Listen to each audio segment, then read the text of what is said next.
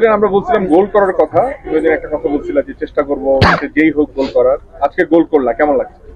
না আলহামদুলিল্লাহ, খুবই হ্যাপি গোল করে।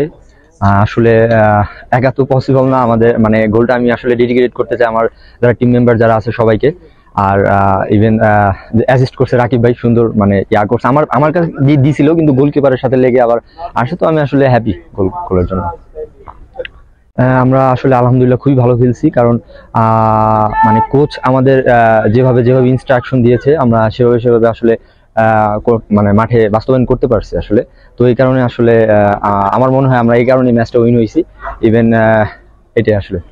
নেক্সট ম্যাচে কি পরিকল্পনা? কারণ নেক্সট ম্যাচটা আরো চ্যালেঞ্জিং হবে, মাত্র 2 দিন পরে খেলা, তো নেক্সট ম্যাচটা নিয়ে কি ভাবছো?